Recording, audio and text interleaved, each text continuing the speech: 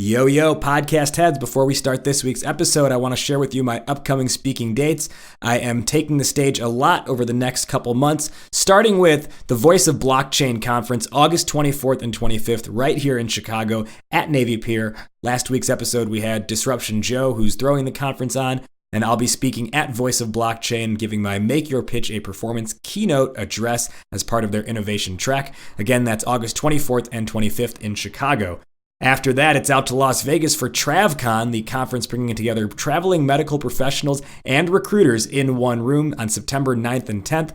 Las Vegas, Nevada, hosted at Bally's. Then it's back to Chicago on September 20th for the Enterprise Sales Forum event hosted at the Intercom Chicago office. I'll be alongside sales guru Jeff Badrick as we talk to everyone in the room about how to not suck at pitching your company. And then closing out the month of September, I'll be at Patriot Boot Camp in Denver on September 29th, delivering my signature How to Not Suck at Pitching Your Startup workshop. It's both a presentation followed by a breakout session where startups can work individually with me. For details on how to attend any of these engagements, you can go to startuphypeman.com and click the speaker link at the top of the page. Again, startuphypeman.com. and click the speaker link at the very top of the homepage. On now with the show. I got wireless headphones. I'm not sure if my computer even has Bluetooth.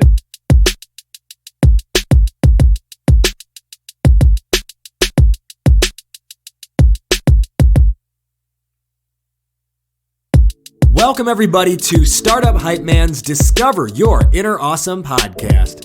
My name is Rajiv Nathan, aka The Raj Nation. I am your show's host and the founder and creative force behind Startup Hype Man, helping startups everywhere build their hype by creating a message that sings.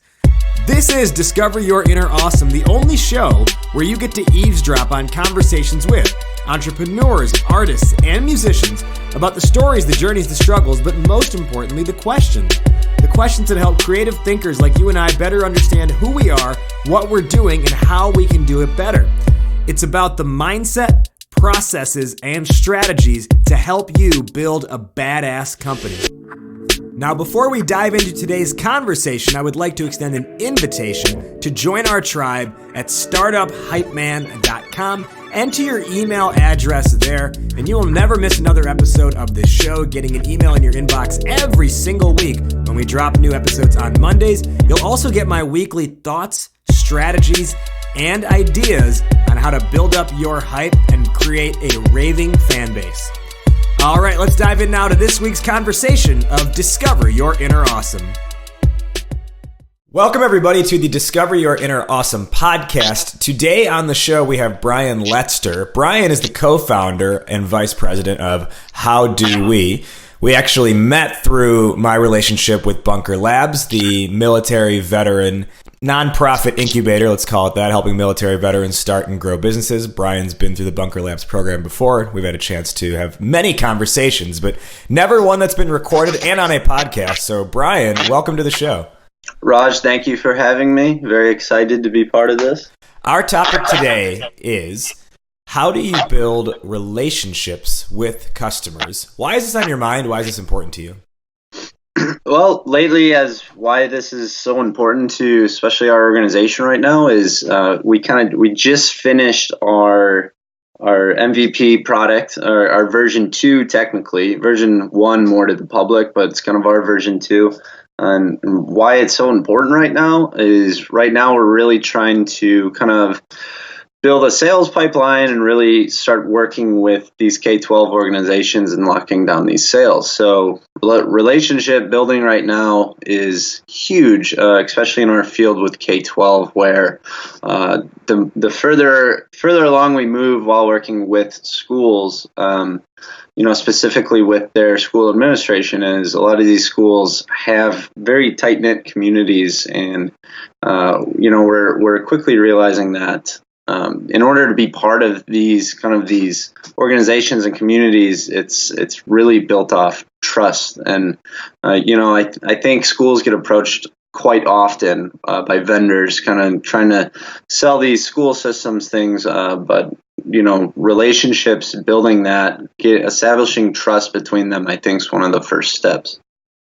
And we're going to dive a little bunch more into the whole how do we mechanism as this episode unfolds. But let's sort of like bring it back to the start, if you will. Even before sort of your professional lifetime experience, you know, given that our topic is building relationships, can you think back to when you were growing up? What was one really good, strong relationship you had, either with like a friend, a mentor, a parent, a sibling? Can you tell us a really good relationship that comes to mind and what made that special? Yeah, absolutely. It's kind of ironic, full circle, where my best friend growing up is actually the other co-founder of this company. So his name's Mike Anderson, and him and I met in fourth grade, I believe it was, and it wasn't all flowers and all that right away. It was we actually fought each other in the very beginning. That's how we met.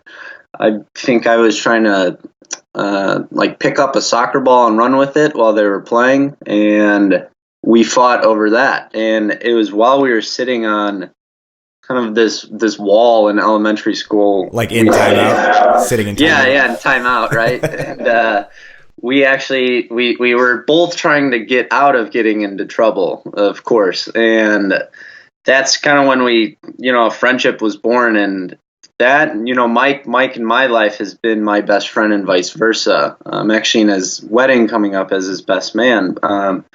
And what's really cool about that is, I think early on is over the years, growing up, we established a sense of trust between each other where, kind of growing up after high school, I was in the Army, and he was kind of my true hometown friend that him and I would communicate. He would kind of tell me about his college experience. I would tell him about my Army experience, and really it just kind of kept moving along where really building a relationship off trust and most importantly just a deep friendship. It's really important. It's always been an influence in my life, and it's kind of always shown me how powerful a relationship can be in terms of trusting another person, and kind of growing and allowing yourself to communicate with someone like that. I'm taking down a note that trust was the base of that relationship. Everyone who's listening, I want you to also keep in mind that Brian used the word trust, because I have a feeling it's going to come up again in this conversation. So you mentioned with your current co-founder / best friend, Mike, that when you joined the Army, he was basically like your hometown, your like home base connection. What goes into your decision to join the Army? And I'm going to guess it was right out of high school. So what goes into that decision to say, I'm going to do this instead of, everyone else is going straight to college or doing something else? Because that's a pretty big, I don't know what you call it. It's a pretty big task to take on, I guess. Yeah. So it's pretty interesting. So my whole life I've been very goal oriented. I don't think I realized that when I was younger, but I remember I wanted to join the Army. I was 15 years old, and I've always kind of asked myself now later in life, like, why the hell did I want to necessarily join the Army? How was I so set when I was only 15 years old? I knew I was going to do it. And over the years, I've kind of compiled an answer of, I think I just had it as a set goal. It was just something that I knew I wanted to do in life. So when the time came when I joined, it was truly goal based, and I had opportunities to go to college. I had decent grades in high school. I just don't think I focused on it so heavily because I was really focused on the military at the time. So I would even, meet with recruiters starting at 16, and I essentially trained with my recruiters for 2 years before I even joined. And like I said, I think it just went back to having it as a goal. I had it as a goal in mind, and I wanted to complete it. And much as the rest of my life, when I got out of the Army, I then went to school. And it was a goal from there, and then after school, it was a business, and this is kind of the current goal. Within the Army itself, then, you become a Cavalry Scout. What does that include, and how does that position come about of anything you could do in the Army? Yeah, that's I'm sure that's a question my mom always asked. She hated the job I chose in the Army. So Cavalry Scout, I was part of a reconnaissance force. So I was part of Fox Troop 23 ACR. So they're based out of Fort Hood, Texas, and we deployed to Iraq in 2010 to 2011, and essentially what we did was more of the kind of the frontline work, like combat job, grunt work, as some people call it. And why I chose that, I figured if you're gonna kind of be in the military, you might as well. Especially, I'm pretty sure as a 15-year-old interested, I was more interested in doing kind of the more intensive type job in the Army as opposed to some of the other positions. And then, I'm actually really thankful I did all of that. I actually joined the Army and I wanted to be kind of that lifer. I expected for myself to be in there 20 years, retire from there. And then I think that job, being a scout, just how intense it is, really opened my eyes, kind of in an enlightening aha moment where it was powerful in the sense that it made me realize that this is absolutely something that I chose in life. But it also opened my eyes to say I could do anything in life. This could just be one chapter of it. Did you have any moments from your time in the Army that you were in like mortal danger and you look back and you're like, holy crap, like it's pretty crazy I had that life experience? Yes, absolutely. It's funny. I'd say one of the closer calls I ever had, and it's kind of comical to say, when I was in Iraq, you don't really think of it, but I almost drowned. I was in a Humvee at the time. We were doing a night op, and there was a canal, like a canal system for farming, and the Humvee was essentially slipping in it. And I don't think I realized the situation until I remember one of my buddies in my platoon, Cody Williams. Everyone just calls him Will. Everyone goes by last names in the military. He came up to me and he goes, "Hey, Letzter," he goes, don't move, okay?" I'm like, that's kind of odd to say, right? And that's kind of when I realized that the Humvee was tipping into this canal, and essentially I would have, you'd always think it would be more combat related, right, being over there, but I almost drowned in probably 6 inches of water, which would have been kind of a ridiculous way to go, in my opinion. It's like, yeah, I was at war. I slipped on a banana peel. That's how I injured my leg. Yeah, absolutely. I'm sure your mom loves that story too, of all your stories. Yeah. It's censored for her, So, as Cavalry Scout, though, like you are essentially, I think, as you said, like the eyes and the ears of your commander during battle, which there's a huge trust aspect to that as well, right? Absolutely. That's a really great link in terms of we were trusted to really kind of reconnoiter the area in terms of there's people going in, let alone we were going in, but we're also scouting out areas to ensure that everyone else is going in without kind of that present danger. It's kind of our task to eliminate the present danger before the majority of forces would kind of go in an area. So coming off of that, you mentioned at first you were thinking you're going to be a lifer doing this stuff. You enjoy it so much. It's giving you a sense of achievement because you're goal-oriented. How does the transition out happen then? Because you're obviously not a lifer. Right. Yeah, the transition was really interesting. I actually went to I don't remember what you would technically call it, but it was essentially the office where you would re-enlist in the Army. I was actually in Iraq still when I was planning to reenlist, and it was going to be an additional 5 years. So that would have been about 8.5 years of service that total. So it would have been 5 more additional years. And I think right then and there, I actually tried. I was gonna sign that day, and then in 1 day span, the recruitment office said, "Come back tomorrow. It's almost end of day. Let's do this tomorrow. No big deal." And it was in maybe a half-mile walk with certain platoon members, and one of them had went to school, and then the other was essentially a lifer in the military. So it was kind of interesting. I was hearing both these things, and more and more I thought of it. As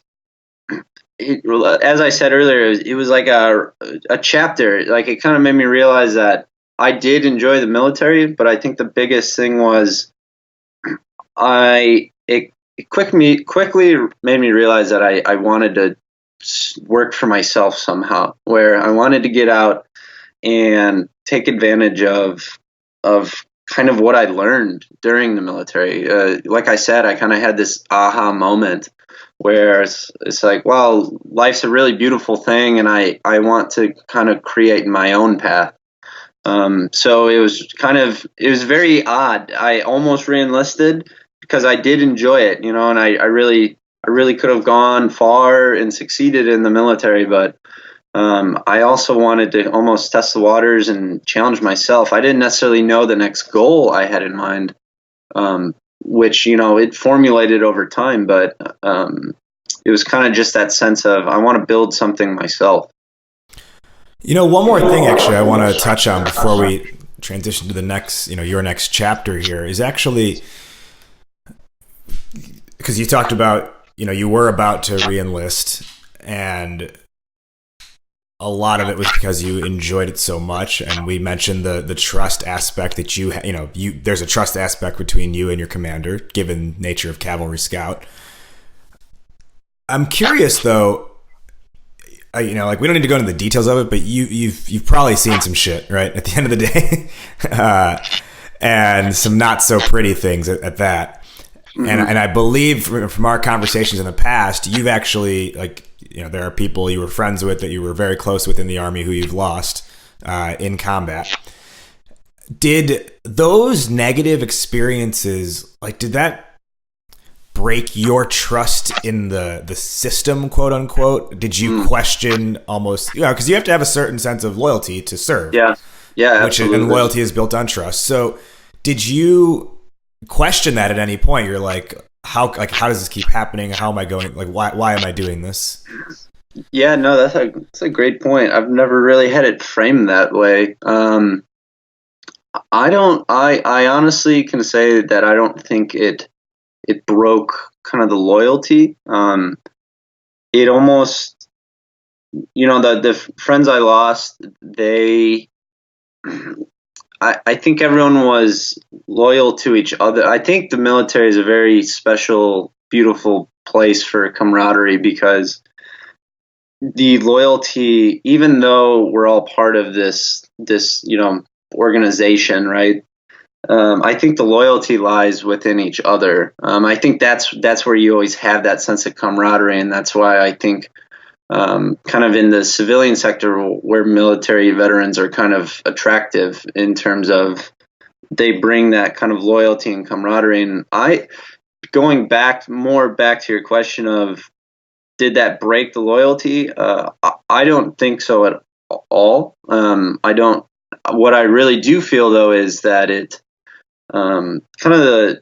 almost the idea that when you're in the military, you absolutely understand the risks you're taking. And I think from there, we all, one of our troop kind of, I guess you would call it like a mission statement, ethos, was embrace the suck, right? And it's a great thing to say, because it applies to everything, where, terrible things did happen, but people in the military, that's you know deep down that stuff can happen, and it did. So I think the loyalty aspect of it, it's people in the military, like I was loyal to my friends and they're loyal to me, and I did not feel any distrust because we were all in it together. We were all loyal to each other, which I think is why the military can be so strong. And I think on top of that too, it's probably the trust, loyalty with each other, but then also knowing there's a larger mission you're serving, right? Yeah, absolutely. And sometimes that larger mission gets really skewed. I mean, there's lots of things that happen, and it's hard to understand. But what's really easy to understand is that at the time we were all in it together, and that's what everyone can understand, and that's what everyone's loyal to. So you come out of the military, you go to Illinois State University for college, studying entrepreneurship, small business operations there, because you mentioned that you had this idea coming out of when you decided not to re-enlist that you maybe wanted to do your own thing. What happens out of college, and how does HowDoWe, your current venture, how does that come into the picture? Because at no point so far in this story have you talked about all I care about is children. So how does HowDoWe come into the picture? Back with more Discover Your Inner Awesome in just a moment. But first, are you an early stage startup? If so, you're probably running on the messaging treadmill where you're trying to figure out how to pitch your company, how to tell the story, how to communicate, market, and sell this thing that you've built. But for every step you take forward, you get pulled back one, just like you're on a treadmill, because you're either too in the weeds, too technical, or your attention is pulled in too many different directions. Oh, and on top of that, you're facing the everyday mental crisis of being an entrepreneur where you're thinking to yourself, well, maybe I am crazy. Maybe I should have listened to my family and just gotten that safe and secure 6-figure job. Guess what? It's time to get off the treadmill. Introducing Hype Man Academy, my brand new, affordable, equity-free virtual accelerator designed to build a marketing playbook for your startup so you can confidently pitch investors with a clear and compelling message and go out and market and sell to get your first 10 or 20 or 30 customers. Hype Man Academy is a weekly live online workshop where you work alongside your fellow founders, support and help one another, and get one-on-one access with me through virtual office hours. For information on joining the next cohort, visit startuphypeman.com/hypeman-academy. That's startuphypeman.com/hypeman-academy. Fill out an application and let's discuss. Back now to our regularly scheduled programming. Yeah. So, got out, went to school, Illinois State, awesome school, very good. I was very happy with kind of the route of business entrepreneurship there. And it was just a really good school. It gave me a lot of opportunities to kind of really grow into myself. And really the biggest thing was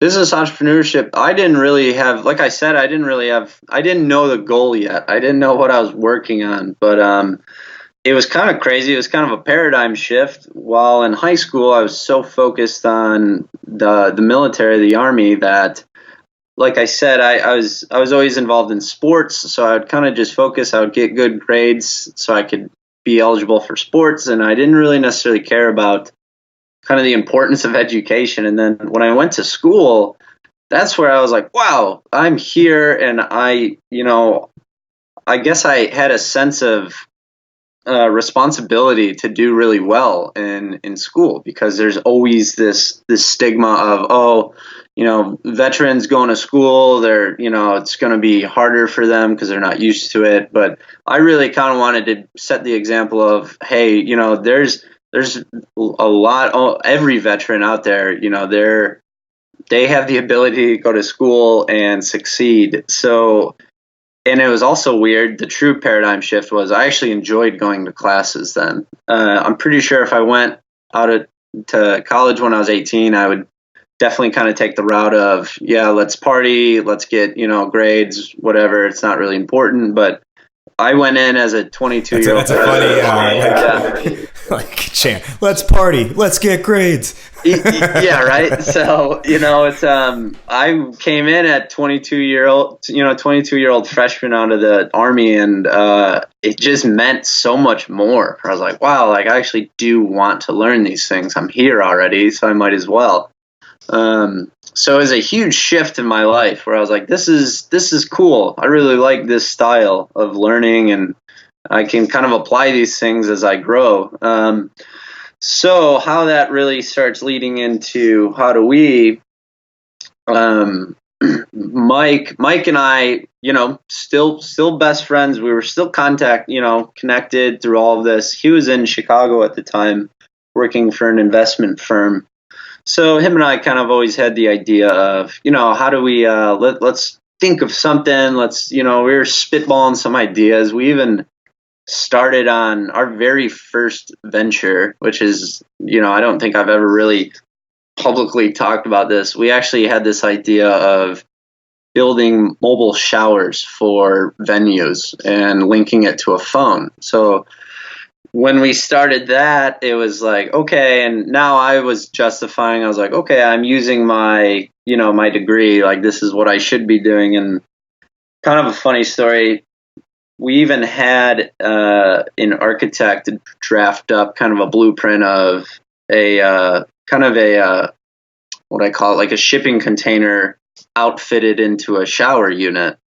And Mike and I quickly realized that as we were looking at this, we're both kind of in the question of like, I don't even know how a boiler works. I don't think this is kind of our right field. Like, this isn't really my strength. So that quickly started and ended pretty quick. But what it did is it really started getting us both thinking of, wow, this is something that we can do. We don't know what yet, but we now kind of have been through an early stage of there's problems that can be addressed in the world, and we can actually change them, right? We could build something, create something that affects people's lives in a positive way. So fast forwarding, it was my last year of school. It was the summer of, I got done with school in 3 years, so it's kind of hard what year it would be in, but it was coming up would be my last full year of school. And it was in that time, I was actually picking up Mike. We were actually bartending my sister's wedding shower, one of those shower type events for weddings. Always get those confused. Well, the mobile shower for weddings. There you go. Yeah, right. Yeah, we were testing it out. So I pick him up from the train station, and we're driving there, and it was really Mike. Mike had the brainchild behind the initial idea of. The initial idea was how do we allow people to, ultimately donate their funds where they know exactly where that money is going to fix things. In terms of, you want to donate to a school, but you don't necessarily want to just donate $100 and it kind of just, vanishes. Of how do we make this really transparent, and even if there was a pothole on the road, how do we ensure that someone donates to fix something like that? So that's kind of where it all started. And that from there, I still had a year left in school, and that is where that last year we got really involved with Illinois State's entrepreneurship programs, and we even got part of their accelerator, and it just started really moving at that point, which was really good. We had the kind of the true idea, with some rough edges, but over that first year, we really started molding it down into what it could be. So can you give sort of like the quick overview then of, so like at surface level, HowDoWe is a fundraising platform, but can you sort of share like really why it's more than just a fundraising platform? Yeah, absolutely. So HowDoWe is kind of our main organization in terms of now what we have when we first launched HowDoWe, we were working with public schools exclusively. And the idea was these public schools, a lot of them have buildings that need repair. They want to install a new gym floor. They want to redo their music room. And what we created was a crowdfunding site at first, howdowe.org, where we hosted these live projects. So it was essentially, I hate coining it it's a GoFundMe site for schools, but now the public can go onto this, view the projects. We internally would source the vendors, make sure everything was approved so the school could actually work on this. And then the community can directly contribute to that specific school project. That was kind of the first stage. And I could, going to your point, I'll address what we do now is we build these custom fundraising modules for school administrators, teachers, students, and the PTO organizations to create, host, and post any fundraising project all on one centralized location. And why this is so key for schools, we've been working with a school over the last year and just really collecting very valuable feedback of, why is this an issue? Why is this an issue for schools and why is this an issue for the community? And from a school perspective is schools are, raising funds on a daily basis. There's always teacher projects, there's PTO organizations raising funds, and there's the schools that are actually overseeing all of these. And we got coined the way it was said to us was the fundraising process in schools is chaotic and oftentimes fragmented, which in my personal view, it's not necessarily fair to the students involved in the school, whether it be a well-funded school district or like an under funded area. Ultimately what's happening is time's being taken away from students, which, over the years, I've just really learned the importance of education in the world and how, systematic problems can really be fixed with proper education. I'm kind of rambling now, but what the schools really found is that if there was a way that the schools can kind of track all of these fundraisers, it's efficient for the schools, it's effective for the community in terms of now exactly where these funds are going, and it's all tracked. This is a big thing of accountability where schools have a lot going on already, and this is kind of an organizational and accountability tool of funds being raised. They're going to be applied there, and what's really nice is from a donor perspective is now exactly where your funds are going. A lot of organizations, they kind of use the standard, PayPal kind of pop up where it's, hey, donate $100. You click $100, you donate, and that's great. You donate $100, and you hope that it goes to something that you care about.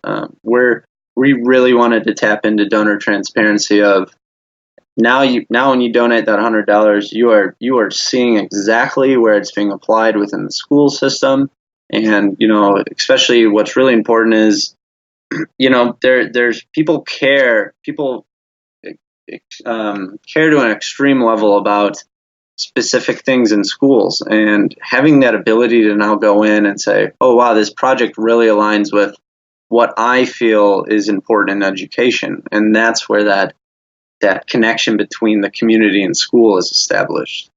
So it's just another really form of trusting where we wanted to build a system that you could trust where these funds are going directly to something you're passionately interested in.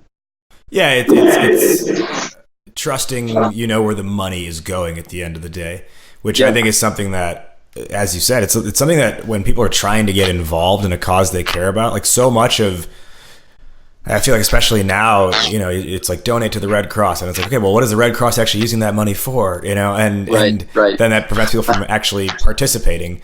And your platform here is really built on the idea of transparency and trust. So That said, the topic of building relationships with customers, we've kind of established now so far, at least, that trust is a big component of this. But how are you working on relationship building now? Because your you have donors that are part of the platform, right? But your customers who are using the platform are your administrators, your teachers, your church parishes, if that's even the right phrase. But your local organizations, more or less. So what's the relationship building process been like here? Yeah, it's definitely been a huge learning curve in terms of what was really hard for me was coming from a military background. I'm very used to a very fast pace. We got a problem. We have resources to solve that problem, and let's implement it. Let's get this done as soon as possible, right? And what we've quickly learned is that, when building these relationships with schools, it's a process, because, even though, let's say you have one person in the school that just loves the idea, now we have to go through board approval, RFP processes, where we have to establish a relationship not only with the school but with the community. It's really the community that drives a school and vice versa. And so the relationships, it's very personable. It's not just, hey, let me pick up the phone and I'll call you and you'll buy it and we'll be in your school in a week. It is, well, no, let's come in, let's meet, let's have an introductory meeting, and all I want to do is just establish who I am and what our organization stands for,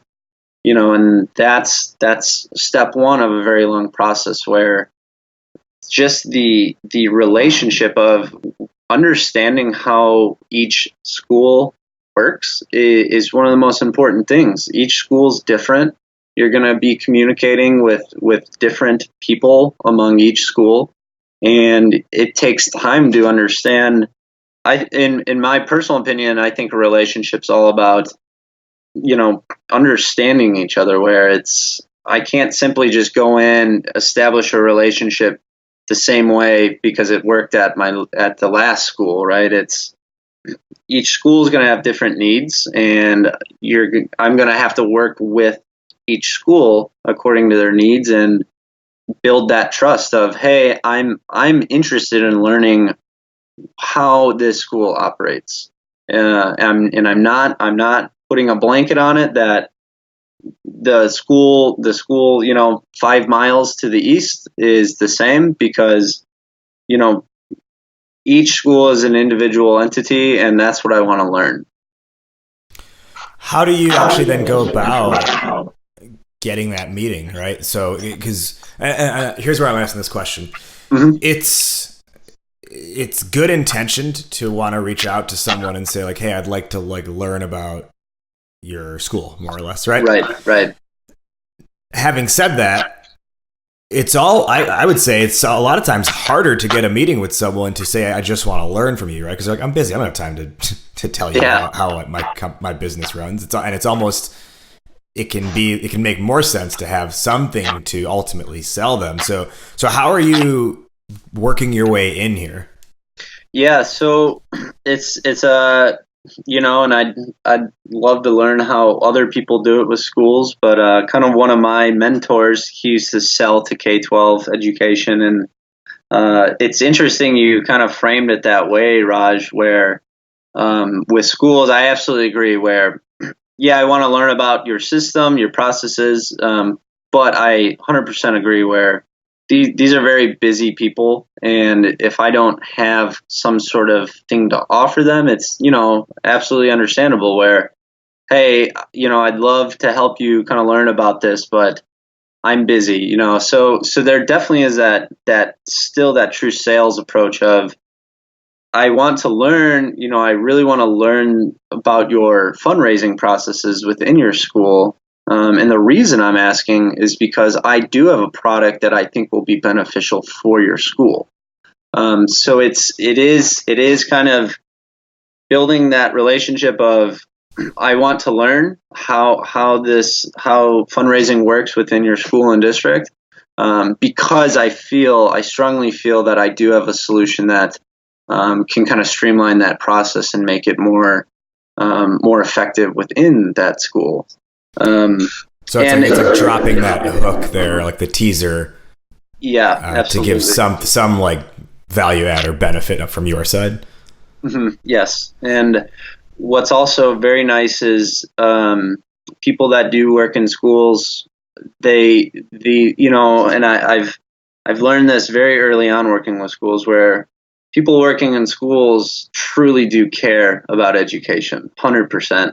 And I want to learn all of that information, and I think naturally people that are in school administration are teachers in terms of teachers, in a sense of they want to pass education and knowledge. It's engaging to them. That's why they're in school systems. They truly believe in educating our culture and society. So it's always been very strong for me to come in and say, I really do want to learn these processes.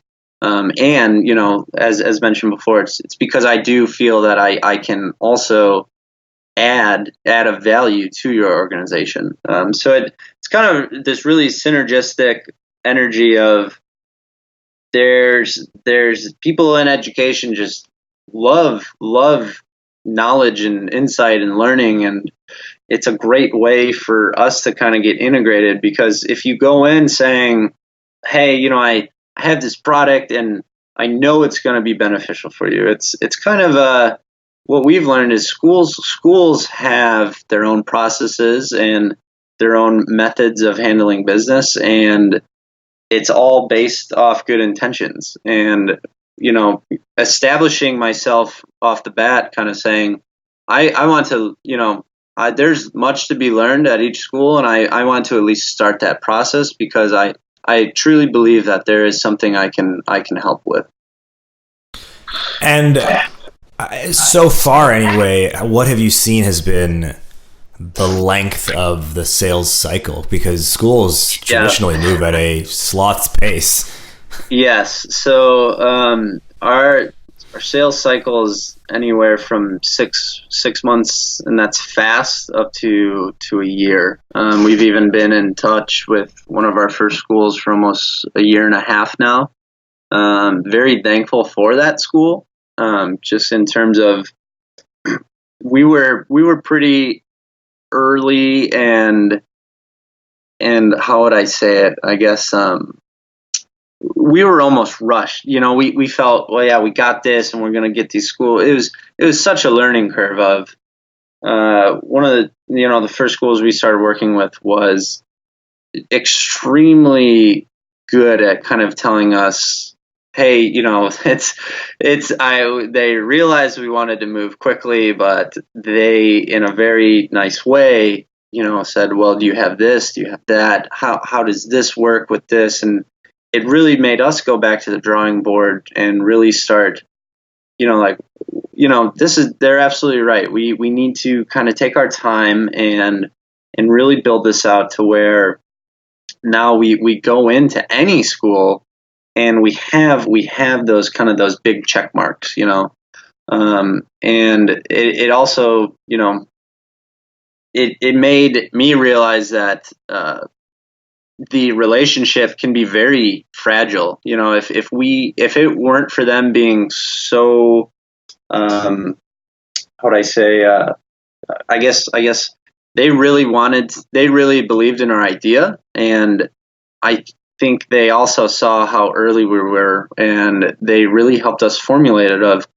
kind of taking our time, building the product, and getting feedback, making us realize that this isn't going to be kind of this, we love it and we're going to have it next week. It's this process. So they really opened our eyes to, this is a process, and we're more than happy to work with you, because I think they knew that we were kind of new to the K-12 space.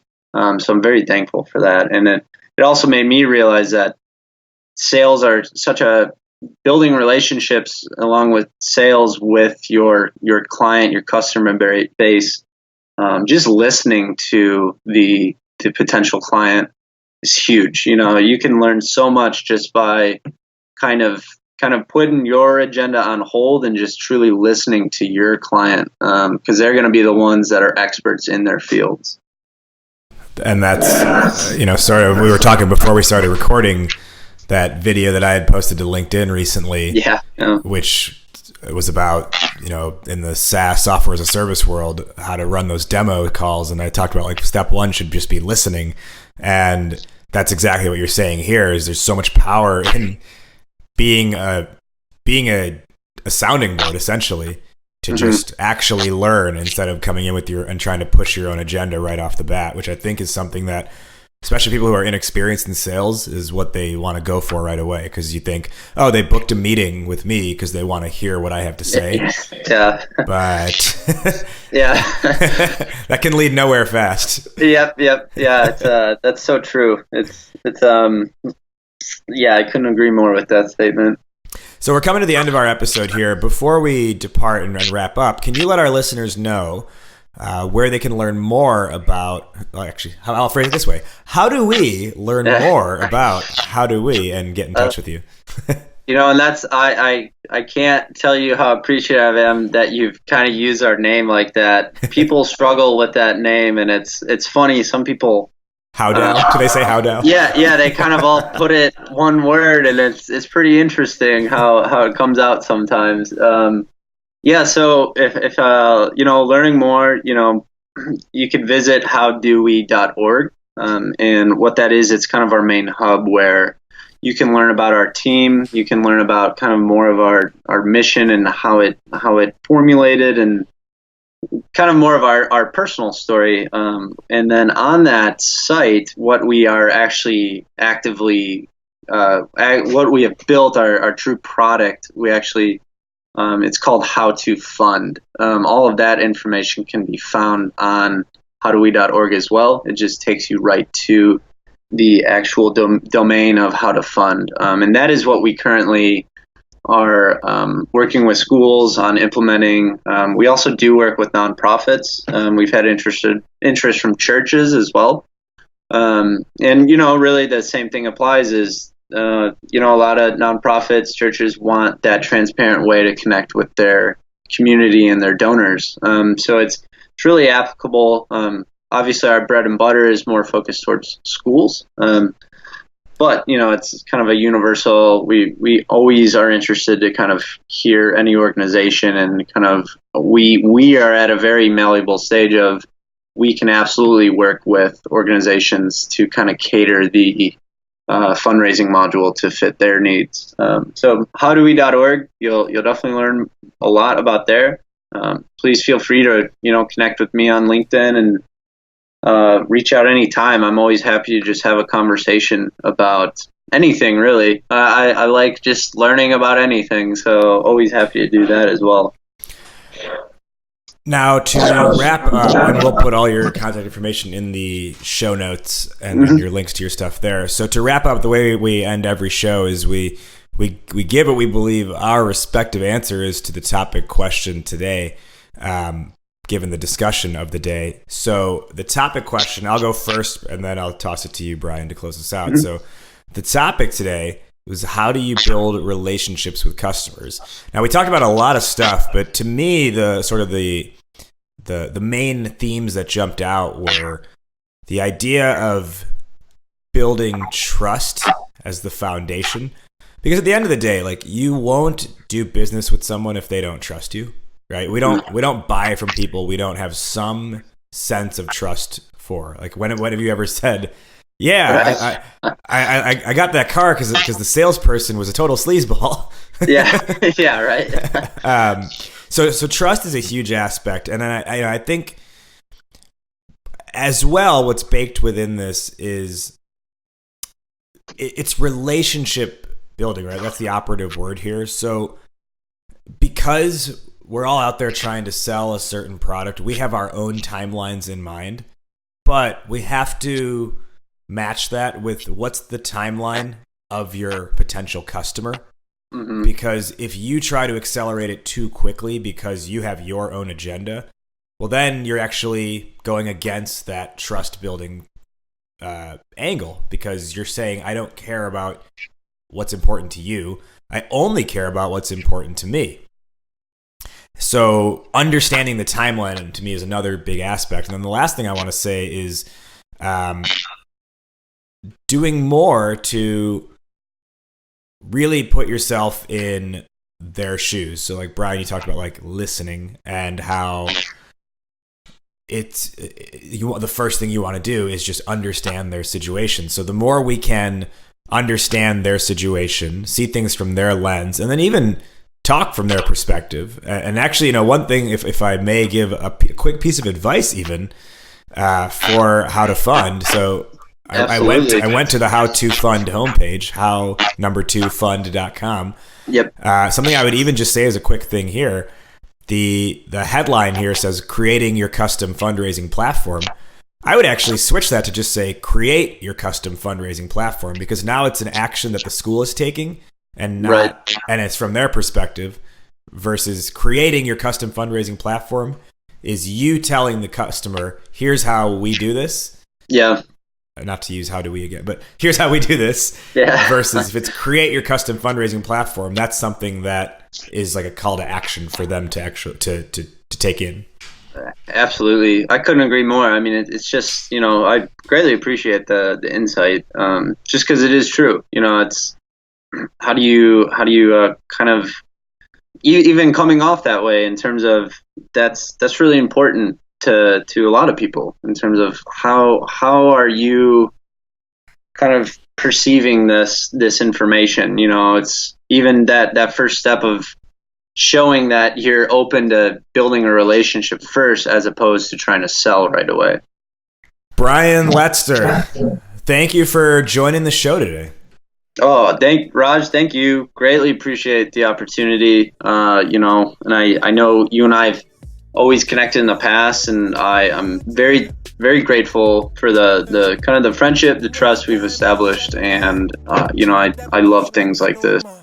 That wrapped up our conversation. Did you, the listener, enjoy this episode? If so, the absolute best compliment you can give is a rating and review on iTunes. Ratings and reviews help more people find the show, therefore more people can discover their inner awesome. And if you want to extend that compliment further, while you're leaving that review, go ahead and subscribe to the show on whatever platform you listen, whether that's iTunes, Spotify, Google Play, or the various other networks in which you can find this show. For full show notes, references, and resources, as well as access to the over 100 episode archive, visit the podcast official site, www.discoveryourinnerawesome.com. And remember, for tips, strategies, and ideas on how to build up your company's hype with a message that sings, visit startuphypeman.com. Season 10's theme song is from Sir the Baptist. The song is called Dance with the Devil. It is off his album Saint or Sinner, which you can grab on Spotify, iTunes, Apple Music, and anywhere else digital music is distributed. That'll tie a bow on this one. Thank you again to this week's guest for joining us. I am Raj Nation. You have been listening to Startup Hype Man's Discover Your Inner Awesome podcast. We will see you next time, but in the meantime, take care and be awesome today. This a dance with the devil, girl. Tell me what you gonna do. This a dance with the devil, girl. And if you can't get it loose, then it's a dance with the devil.